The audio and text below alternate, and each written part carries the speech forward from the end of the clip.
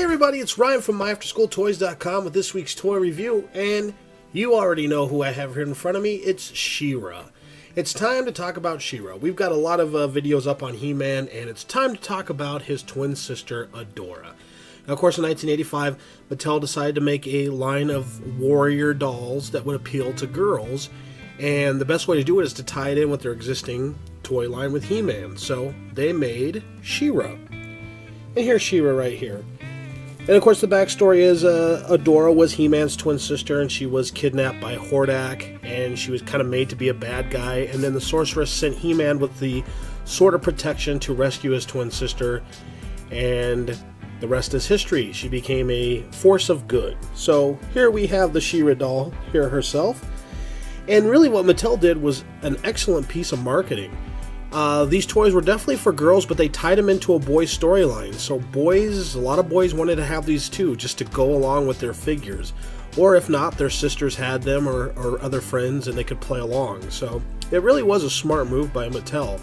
And then on top of that, you tie in a bad guy like Hordak that's also known. You know, you get some watchability with the cartoon, so you got these toys and they were pretty popular.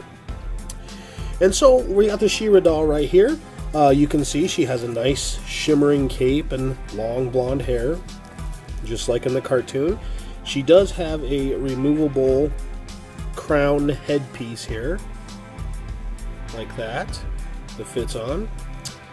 And then she has her sword, which has a little gem in it. And then, of course, all She-Ra dolls here have gems, and we'll look at those in just a second.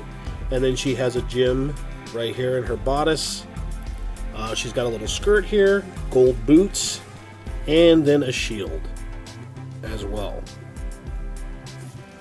So there's the main woman, She-Ra. Pretty cool figures. Another cool piece of marketing that Mattel did with these is by giving them real hair. You look at the females from the He-Man line like Teela and Sorceress and Eva Lynn. They all had plastic molded head pieces, hair, or the Sorceress's, you know, she has the eagle head. So they were all molded, but these ones I gave real hair to, so the girls had something to comb, and of course these came with a comb as well. So there's She-Ra. And She-Ra had to have a bow, so you got Bo. That is actually his name. And here is Bo with his bow and arrow. He has a quiver here, just like that. And then one cool feature about him here is he has a clear piece of plastic that has a red heart, and when you push the button, I don't know if you can see that or not, but the heart actually beats. So that's kind of cool. Of course, the Bo in the cartoon had an amazing mustache, and this one does not. But there you go. There is Bo. Okay, then She-Ra had a posse, of course, and Mattel, kind of like He-Man, their names were very on the nose. So what they did was just basically take their names and add an A to the end of them. And we're going to look at some of them right now. We have Castaspella here. And the Castaspella doll came with a round circular disc that goes on her back, and I don't have it for this one, but it could like spin and hypnotize the opponent. So there's Castaspella. We'll put her right here. Next up is Frosta, and this one that I have is in really good condition. This is probably the best piece in my She-Ra line. She too has the boots and the blue hair. One thing to look for when buying these Frosta figures is if they're not kept properly, they'll age and turn green over time, and you'll actually get green-haired Frosta. So something to look forward to. And then she had a little spinning frost fan here. So there's Frosta. And then she's got a blue jewel right here with her. And here you have Glimmer. And Glimmer was the one who was leading the rebellion before She-Ra took over. And you can see her right here in her pink outfit. She has a staff here that was supposed to emit like a strobe light in the cartoon, but it has a jewel inside of it here. And then, of course, a jewel on her chest piece. And her hair is in some desperate need of professional fixing. But it was really, really curly when you bought it. It was like sticking up all over the place. So there's Glimmer. And then we have the bad one here, which is Catra.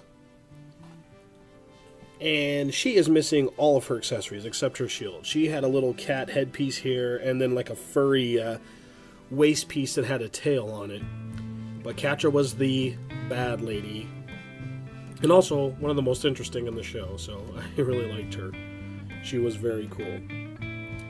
So there you go. There's the She-Ra collection that I have right here. I got a couple other figures, but they're just missing their accessories, and I didn't include them in the review. They're fun to collect. They're not super expensive. The problem is getting them complete. You can spend $10 to $15 on a figure, but have no accessories and end up spending another $20, $30 just getting all their accessories. So the key is patience. Look for the ones that are mostly complete and snatch them up when you can. So that's our review for After School Toys. If you notice down below, there is a link to our Twitter account. We have Twitter up and running, and we're putting up daily 80s toys every day. So follow us on Twitter, and you can get a nice little dose of 80s toys to start your day. And then, of course, go to our website at myafterschooltoys.com. And we are almost to 300 subscribers, so very, very soon I am going to reveal what I believe is the greatest action figure of the 80s, and I'm going to open it up out of the box just for you guys. So stay tuned for that. Hope you enjoyed the review, and we will see you again soon. As always, long live the 80s.